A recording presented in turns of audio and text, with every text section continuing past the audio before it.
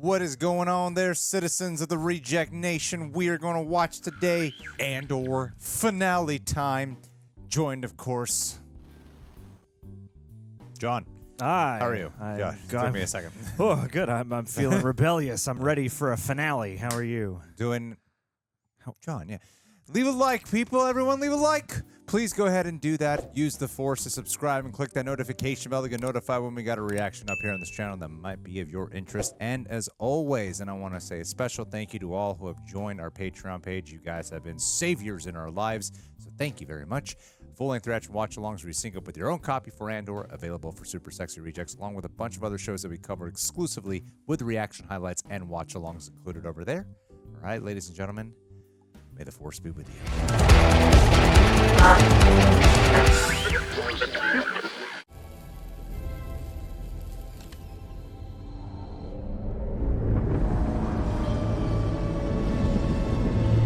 Gorgeous as always. That lens flare just there was a tribute to J.J. Abrams. Easter egg. Look at Diedra coming into her own.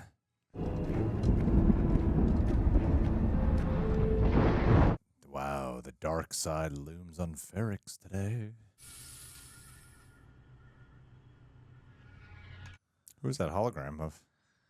Is that Andor's? I guess so.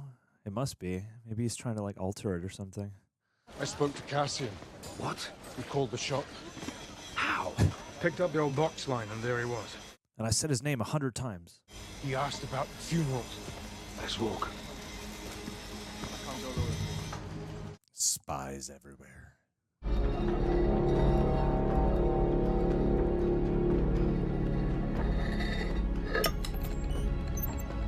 Is he building some kind of weapon? Is it like a bomb? Got a feel for Cassian. I'd be losing my mind. Want another? Maybe just one. There's a trap. Get him drunk enough to talk. Why worry it though? It's not like he knows about it. I guarantee you he's got no idea what's going on. Bank on that. I won't be so sure. Dude. You know something I don't? Do me a favor. Keep it that way. Oh, you're clever. You're gambling again. Nonsense. And here, in Coruscant. That's ridiculous. Do you have any idea how tired of this I am? It's a lie. It's total Damn it. You can't live without a casino? Fine. You go to Canto Bight. Canto Point! Canto Point! I had a feeling she was going to name drop it. Best subplot. I was on my way to pick you up. This guy I've been watching, he's ISB. He's a guy in town. His boss showed up tonight. Good to see you too. The mission comes first.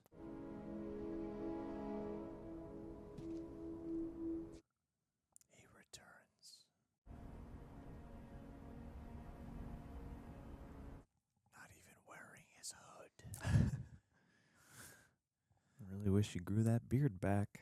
Stand back, let it drip. Look how quickly that's cleaned up. 500 credits each. People don't look down the way they should. They don't look down, they don't look past the rust. Trash and treasure. Interesting. So is it a metaphor that he's that thing? Yeah. He just needs to take a dunk. What are you doing here? Just keeping an eye on the place till we sell it. Where is she? Cass. Where is she? Oh, no. No. That's the final thrust of fighting in this rebellion. Tyranny requires constant effort. It breaks. It leaks.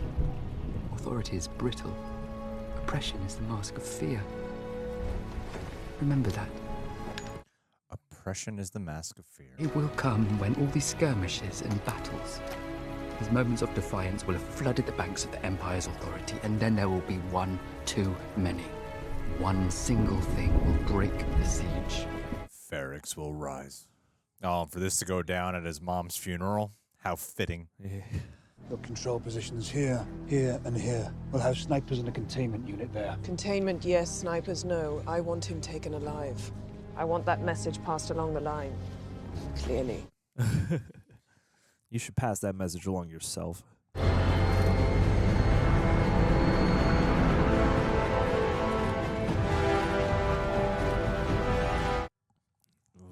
This episode is spies and paranoia. Mon Mothma is of great interest here. Having her husband dig a hole for himself could be helpful in many ways. It sounded like Perrin had done this before. They've made some odd banking moves. You can close out your Anto Krieger files. How many attacked? They're still counting the bodies. They walked right into it. It was over before they started. Wow.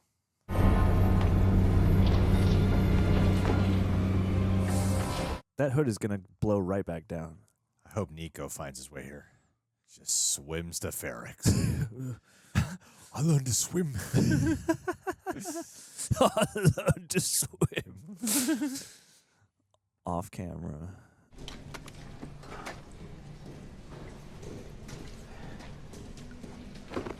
Oh. Oh. Oh, what a tight hug. I told her I was coming back. Stop. I never should have left that morning. Stop. She told me you'd say all this. Tell him none of this is his fault. It was already burning. He's just the first spark of the fire. Oh, yeah. And when the day comes that those two pull together, he will be an unstoppable force for good. Oh. Wow. I love him more than anything he could ever do wrong. Oh. Take that love into the fetal, Andor.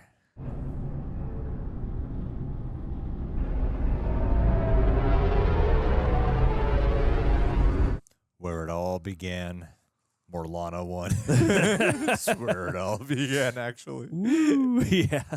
Back alley somewhere. Morlana won.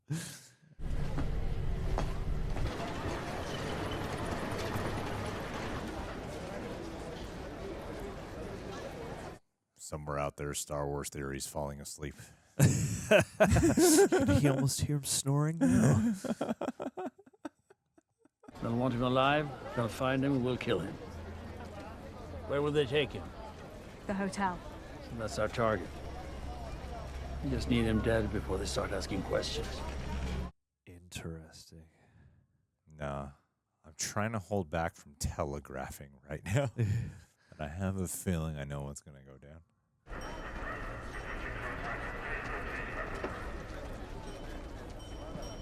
I like how there's barely any music. Yeah, it really puts you in the midst of everything.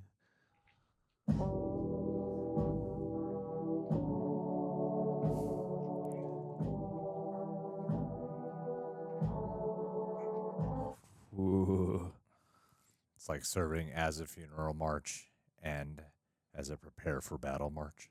Not too different when you think about it. Square this away! Get these people off the streets! Team 1 here! Team 2 here! Man, this is so cold. They're just trying to mourn. Surrounded by the bricks of the dead.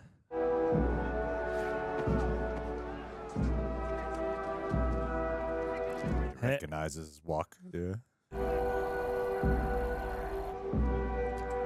Double the reward. You found him? I want twice as much and a ride out of here when it's over. Where is he? Pretend you're arresting me.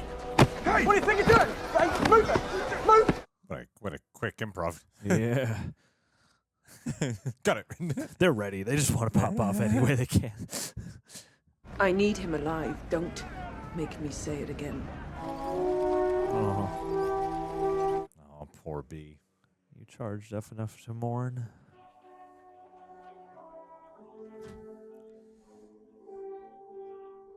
Huh. It's like mirroring Andor's flashback.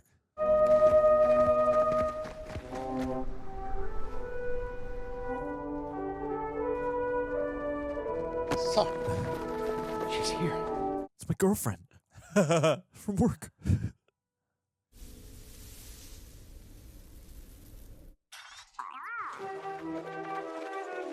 Oh, wow. Cool. That's great. Love how the music's all coming from in-show. Yeah. That's awesome. All diegetic.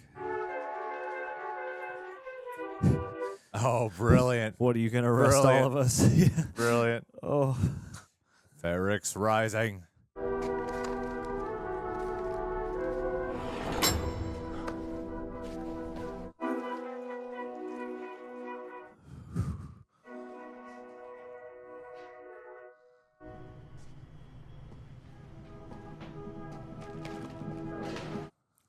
Shit, some shit's about to go down.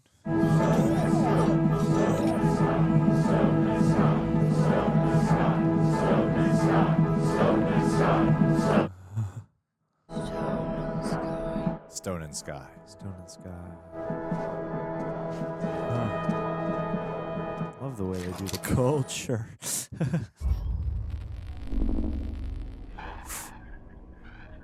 My name is Marva Andor. Oh man, it's happening. I was always eager, always waiting to be inspired. The dead lifted me with their truth. Oh, you haven't changed a heart there, man. And now I'm dead. And I yearn to lift you. I want Ferrix to continue. In my waning hours, that's what comforts me most.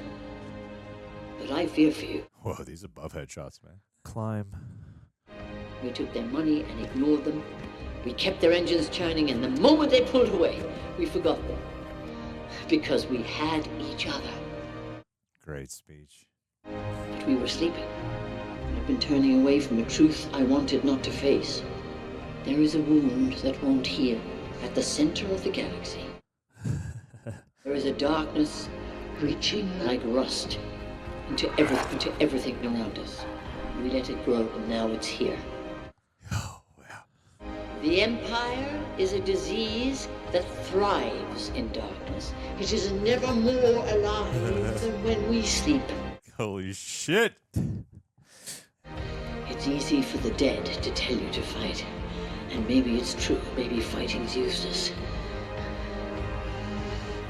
Nah, rise Not up. today. Perhaps it's too late. But I'll tell you this. If I could do it again, I'd wake up early and be fighting. Yes. Yes. Rise. Start! Fight the Empire! Yes! Oh, my God. Oh, you son of a bitch! Oh, yeah. Damn. Kill him, bring me his head! Oh! With the brick! Riot.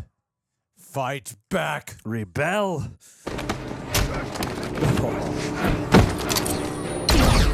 Nicely done.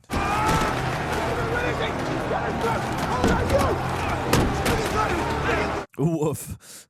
Yeah, Coward. Crawl, buddy. Coward.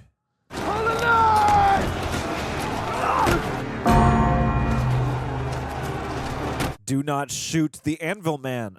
We gotta get out of here. Marva was here. Wasn't she great? Oh.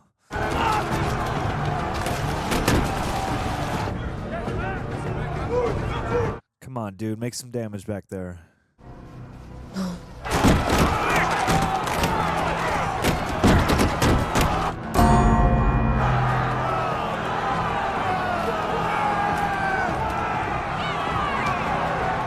Yep. It's time, There dude. it is. Come on, do it. Push Diedra into the crowd. Yes.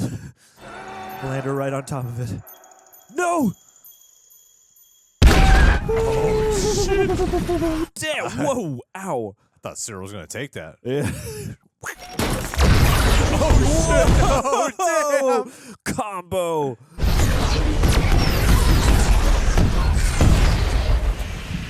Wow. Whoa. That must have killed everybody. Hey. So much for taking the Emperor's mind off of Aldani. Look at this. Fight Cinta. Luthen did not prepare for, oh my God, the rebellion's here.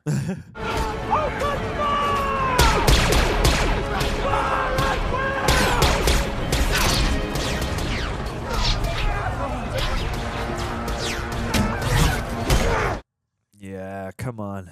Let's crack some helmets. He headbutted the helmet and he went down. Got them hard skulls on Ferrix. Oh my God. No.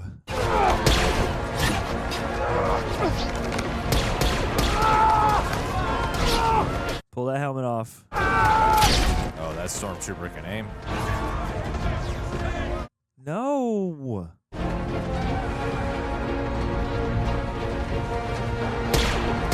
Oh no.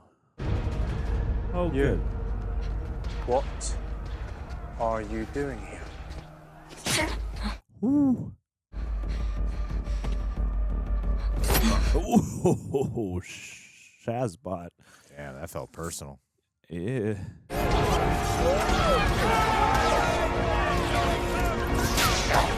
Get B out of there. Protect B at all costs.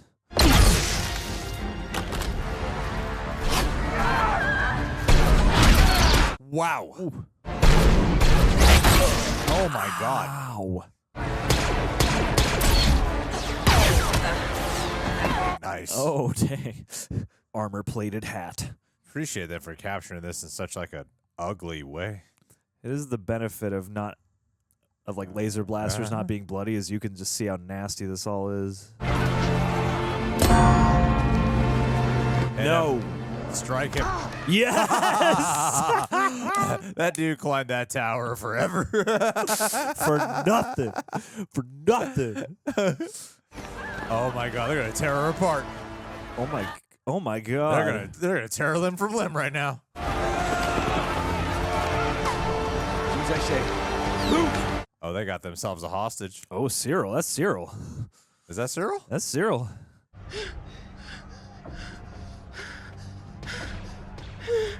Kiss her, you fool. Come on. I should say thank you. You don't have to. I love you. I know. Oh my God, kiss. You freaks, you natural born killers, you. They're gonna go all the way in that closet right now. Damn, Andor's barely even in the fight.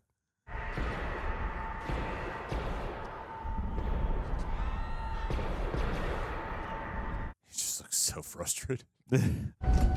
What about this? Everything goes. Closet? Empty. You're bleeding. It's fine. That's blood. Not hers. It's not mine. Ultimate badass line. What fault? Give me those. Now go. You go now or I'll forget it. Kiss him, you fool.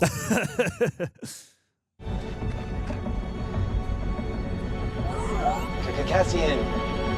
Aw. Jeremy, Cassian. Come on. It's your only family left. Can they make it to Ganjamun? If they ever make it out of here. You're not coming? Stay low all the way to Far Side Sea. The moment you get over the water, you climb. Climb. Hand throttle, no comms. All in. You understand? Yeah. You're not coming. No. I never got to see you. Oh, buddy. I'm counting on you. You always say that. And you always come through. Get them out of here! He'll find us. Cassian will find us. I'll find you. Now go! Go, go!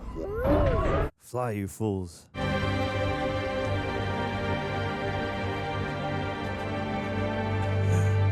It's time for a wedding.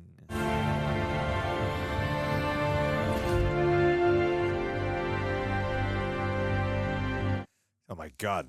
The mom's the bride of Frankenstein. Make him a bride.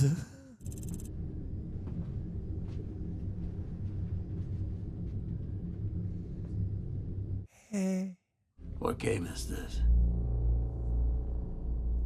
No game. Kill me. Or take me in.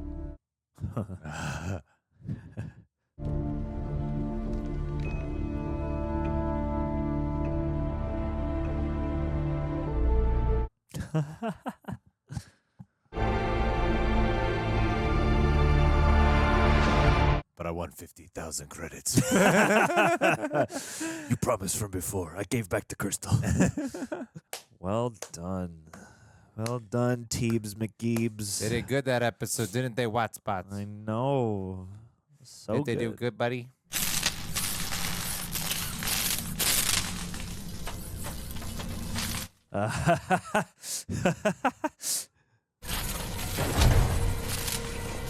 Nice. Oh my goodness. All that hard work.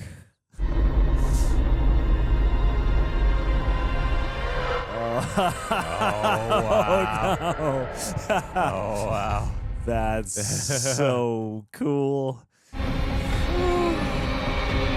That's a hell of a scene. That is an image, yeah. What is that? I don't know, man. We're gonna have to wait till the Easter eggs break down. Kino Loy is just floating by. I think I said that. I can't be the only one who predicted it. They were building stuff for the Death Star. Yeah. Yeah. It's the that would be the perfect poetic irony. that was the main thing to tie it into. Not only are you building parts for the Death Star, but you're building parts for the most lethal part of the Death Star. Yeah. The most life erasing part of the Death Star. Crazy stuff. That shit cry. Let's talk about it, you mother F words. All right. That was a wonderful culmination episode. Everything came together in the end. It did. It all worked out. It all worked out. Everything turned out. They beat the Empire. Everybody wins. No, I loved Marva's speech, giving her own eulogy. I thought it was great. A goodbye message. Kind of reminds you of like when my first thought was actually, oh my God, who did Jim Carrey play in Man on the Moon? Oh, Andy Kaufman. Andy Kaufman. Yeah. Yeah, like prepping something in advance. I mean, many people do that. And I thought it was great that, like it was such a bummer that she stayed behind. And a big part of her reason to stay behind was to give fuel and provide help and be a part of the rebellion in some way because she could feel that there was a rise happening. But her death and the gathering and her speech was the linchpin to it all. Yeah. And I thought that was so beautiful that this all got to go down at her funeral. Like, there's no other way she would have wanted this funeral to go down. And granted, did she want some of her own people to die from Ferrix? No. However, the fact that the rebellion did for Ferrix, like this was such a monumental moment, and watching this rise happen. And one thing I remember when I first walked out of Rogue One, and I think we shared the same sentiment here, was that movie kind of put the war in Star Wars, and this really did that into an even more grim effect because, you're like, yeah, let's go, but it never turned into badassery the way how you think it might turn into. Yeah. It stayed very bleak and just so sad the entire time. It felt like you see the ugly side of war here, where even in Star Wars, a lot of the time it is like rousing and spectacle and whatnot. Yeah. And it never turned into that. It remained this, felt like a real brutality. Yeah. And like a real war zone, basically, is what I'm getting at. It's without like actually seeing blood. So, yeah, but the way that the images that they chose to capture with like the police holding the front line and then bashing the people with their batons, and opening fire into the crowd. Yeah, it was really ugly. And like thematically, I just thought everything tied in, and plot wise, everything unfolded together too, with all the characters coming together at this one meeting point. And I do feel like it is a completion of a season one, because it ends on a cliffhanger. And not that I feel like the story would end here, but I feel like this specific chapter they decided to tell, because we've gone in, like every 3 to 4 episodes, it was kind of telling a new chapter of the season. And then here they brought it all around where it sort of felt like part one of a novel. Sure. Or like the first novel in a series of novels. Yeah. And I thought they did an excellent, just exquisite job, but bring up something different. Yeah, no. Two things. This was so rich, and yeah, I thought that it's like Rogue One. It is really well proportioned as a movie because it is like the story of one particular battle, and it's great fodder for a war movie. Whereas this is honing in on, there are battles, there is the actual fight, but so much of what war is the strategizing and the buildup and the really harsh decisions and the weird things that you have to live with and the ways in which you have to cross your own moral boundaries. And yeah, this was rousing, but in a completely different kind of way, because yeah, you do associate, I associate, Star Wars with a certain amount of hope, and not to say that there isn't hope, but it's showing you just how much you have to put into hope. Like, I feel like people look at hope as this external force that lifts you up, but you have to fill that well. And you're watching, over the course of this season as Cassian Andor commits to going to that well and nurturing that well. And I thought it was really beautifully handled the way they brought everybody that seemed so disparate and that was never really telegraphed this way, but they brought everybody here, and you see how everybody mostly isn't prepared for this. And I thought that was a really cool thing, because we've watched over the season, all these machinations, all these plans being built, and especially through characters like Diedra and Luthen, you see the two sides that are very assured of their hand, and even though there are variables, you see the prowess of strategy. And here, everything comes together in a complete mess for everybody, which I think is especially striking, but it puts the hands back into it puts the power, or at least the momentum, the moment, back into just the people's hands. Like, I love that as much as you have all of our main figures of the ensemble throughout this episode, and you have that tension of their proximity and kind of what role they're playing, so much of what really is impactful about this episode is just what the people of Ferrix, as led by Marva, choose to do. And then we zoom into these little personal moments in between that. But I think, especially for, again, a Star Wars series honing in on the idea of war, I think that's a really beautiful thing, because it does kind of show it in a stark sense. And I think it's the first time I've ever watched something like this and thought to myself, you know what? I'm happy that there isn't blood with these blasters, because for what this is, we can level up and we can use the fact that you can get pretty gritty and pretty harsh and pretty realistic to a degree with violence, if you do not have the blood. And so here I thought that plays to a really great effect, a really harsh effect, but an effect that really grabs you. And it's like, I'm sure it's happened before, but this is the first time I can remember where, like, the culmination of all the pent up emotion that boils over at the start of a battle really hit me in this episode. So you're watching them process through the street, and when it became clear that the funeral procession was also about to become a full-on fight, a full-on, like, rebellious act in the moment, like, that really moved me. Like, this is a really moving episode in a way that I didn't ever really expect. But I'm just as the best of Star Wars can give you that, like, whoop your fist and, like, yes, that catharsis. This was a wholly different catharsis, but, a part of that same picture of hope, just in, again, the harsher, more formative stages of what that hope can do and be, and the fact that you have to, shine that light so intentionally through the dark. But yeah, this was, I feel like this is going to sit with me and sort of process through my system for the next several days, but I was really wowed by this, and as a culmination of the season, just hats off. So much of the discourse about Star Wars is about, like, who had a plan and what that plan amounted to. And this series feels like the product of excellent planning and an excellent grip on themes first and foremost. Yeah. And I like that they had this attention to detail with Luthen and Vel and all of them as being the center point for where the rebellion really sprung up, and it did, with Aldhani being a major moving point to turning that needle.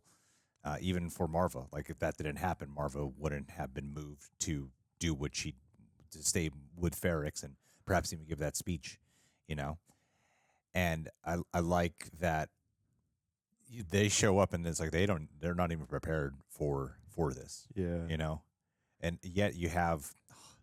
Of course, I'm blanking on the name now. the book, the one who left behind everything for Andor. Nemec. Nemec, yeah.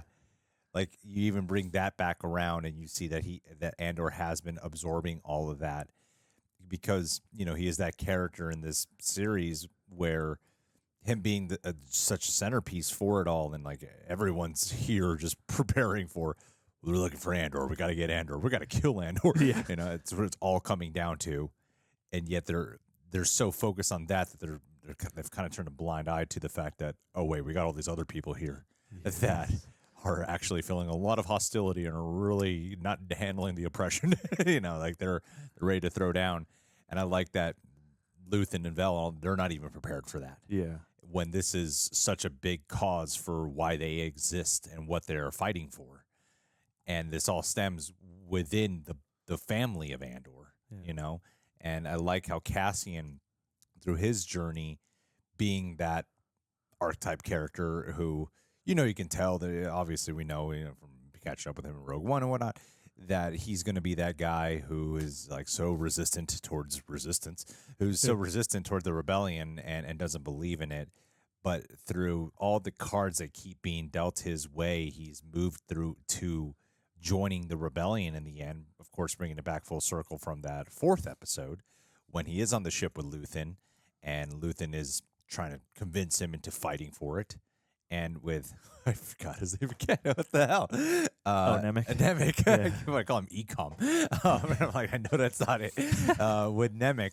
And there's always, and in Marva too, you know, always trying to instill the willingness to fight back and fight for this cause. And it's taken a lot of sacrifice and a lot of personal movement and experiences for him to get to that point that didn't feel cliche in how he got there. It wasn't just like Marva's dead. All right, I'm now feeling it because she died, and I got to do this for her. Did it turn into that, which is what I thought they were going to do, and it didn't go down that path. I mean, sure, it's a part of it, I imagine, with this character, but so much of his performance is so internal. But you can pick up on it just from the littlest bits of details, even from him going into the prison and seeing just, wow, these guys are not messing around. You know, they don't even give you a second chance at life in any capacity. So I love the way how we got Andor to the closing point of, I'm going to fight now, not for money, not for monetary gain, not to escape, and not for just pure selfish reasons or anything like that. It is because he has found a reason to fight in this rebellion, and it's something that he now believes in. So they brought that all around with the characters too. Like, I love the little look of exchanges that he has with Luthen at the end. This whole time wants to kill him, but he can, and like that smile he gives. That little, that little tiny smirk of hope.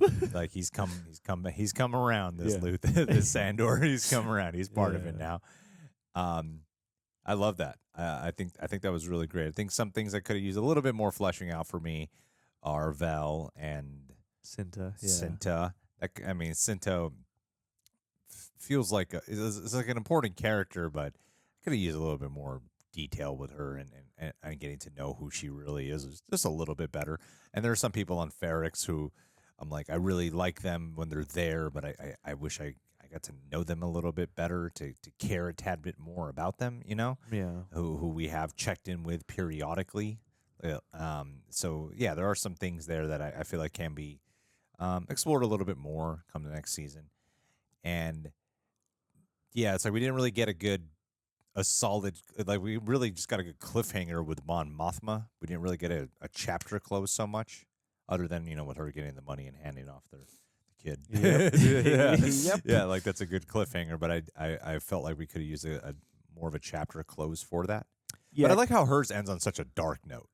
You Sure, know, like yeah. everyone else's kind of ends on a semi-hopeful note if you're one of the good guys, one of the protagonists. But hers is just so bleak. Oh yeah, it's like everybody on the ground is stepping out of the shadows, and now she has to step further into the shadows. Yeah. And it's all aimed toward the same goal, but yeah, how much more harsh in the moment, in a way, personally at least, that seems. Yeah, so I do like where it ended with her. I'm not saying I don't like it. I do like where it ended with her because of that contrast. It just feels like a step rather than like a whole arc. Yeah. Yeah. But you've been watching her descend through this whole season. And I do like how just unprepared the Empire was for what came their way in this episode, too. Yeah. Which felt like a realistic way of depicting it to a certain extent, because they are just they underestimate and they're so focused. And they did bring it back with Krieger dying, and even with the ISB officer saying, like this was about, I forget what his exact sentence was, but it was to send the statement and to wipe it clean, which is what Luthen wanted, was for them to feel like they have ultimate power over this. Like, they just walked right into this and it was easy peasy. So now the Emperor's happy. Yeah, the Emperor's happy, and because of an incident like that, it probably made it easier for what happened in Ferrix for them to fight back too. Just like that little bit of give enough to underestimate that can give more power. So I thought that was great, and like Diedra and Syril even coming together in the end, like, God, they're one twisted ass duo here, but I like them together. I do. They're creepy as hell together. But I like them. There's a bunch of freaks, those two. Yes, I'm very excited to see who they become in season 2. They're gonna have a very kinky relationship moving forward. I can already tell. Yeah.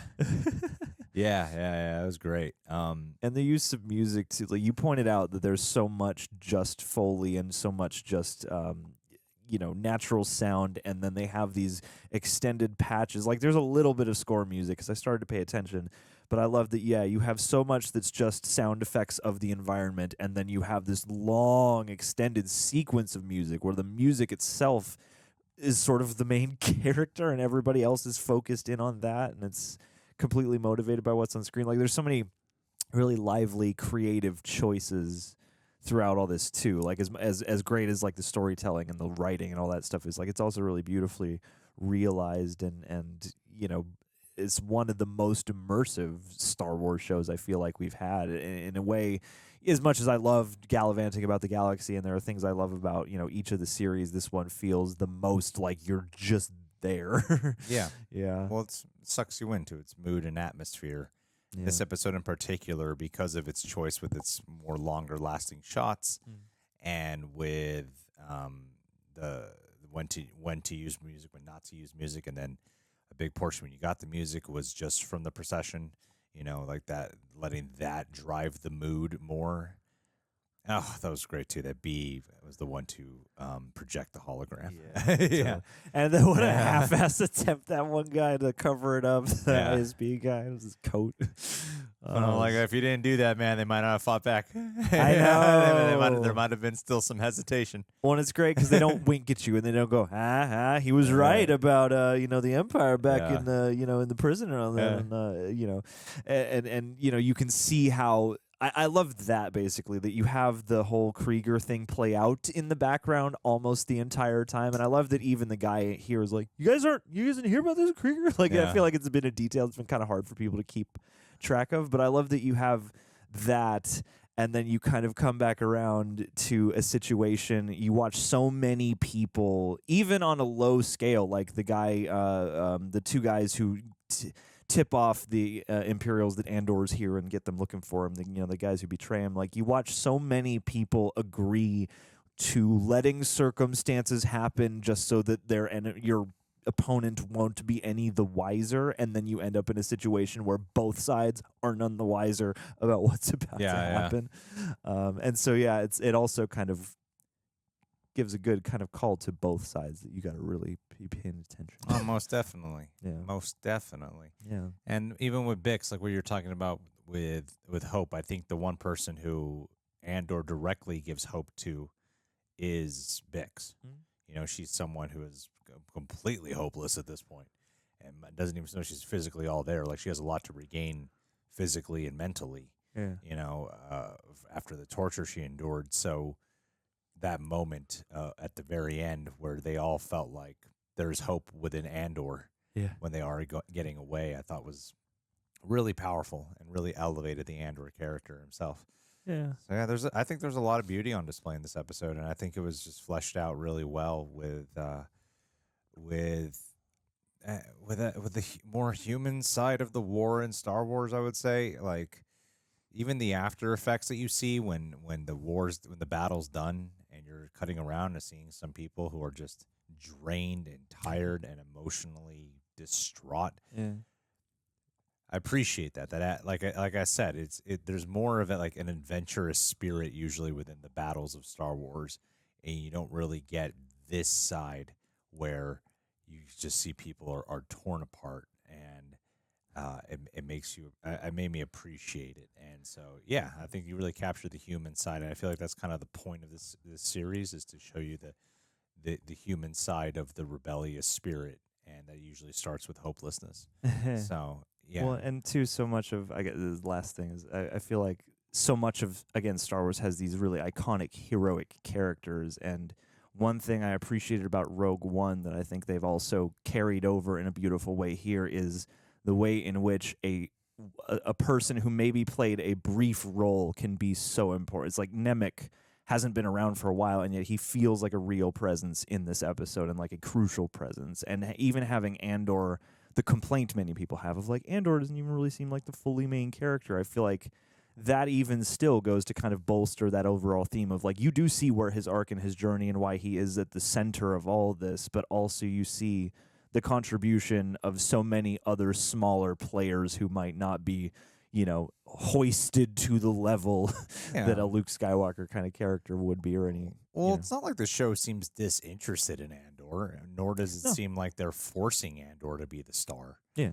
I think that they could have put themselves in a position where it felt that way, where like clearly they're not that interested in writing Andor, they're interested in everyone else. Yeah. But I think they naturally make Andor the center of the show, and I think he does a great job. I think Diego Luna does a really an excellent job. It's like the other characters are more exciting, and they're fresh, they're new, and they're sometimes they're just given more to do that in acting wise and plot wise. So sometimes you do give them more stuff, but Andor is the main moving puzzle to all this. Yeah. He's not exactly like Mad Max, but kind of, Yeah. You watch him go from Mad Max to the, kind of, if Mad Max really found a cause that he wanted to stick with for the rest of his life. Yeah. Instead of moving on to the next one. Yeah. And I do think the post-credit scene was fun. Tying it back to this. I mean, I think a lot of us might have thought that, right? The rebellion ship for the Death Star. I was just more like the timeline of this, right? Because did they get Urso, Galen to start building it? When did that start? Like I was trying to put it in my head, but like, okay, Jyn was a child. Are they like the same in age, her and Andor? So that would make sense if they're already starting development on it. Yeah. So it's far along, especially. Yeah, because it took him a very long time to build that thing. So yeah. When did they break ground on the Death Star? Yeah, no, it took them ages to put that together. So and I think maybe next season is when you do see Krennic, or you do see Galen, and you probably get K2SO. Like that's when you get the Rogue One characters who come in. Yeah, get Melshi back. Yeah, I think you start to get more of these other characters here, which is fun. Yeah, and then we could finally get Andor and Mon Mothma meeting each other. If Bob Iger agrees to green light, let's keep season 2 going. They just started shooting today. Did they? Apparently. We got to start shooting before Iger shuts this shit down. Our numbers haven't been the best. Quick, streaming is already a tricky one. Start shooting before he says no. Start shooting. We're going to be shooting until next summer. I don't know. We already started. You can't just shut us down now. It costs you more money. Yeah. That's not a don't be a Warner brother. Just air it.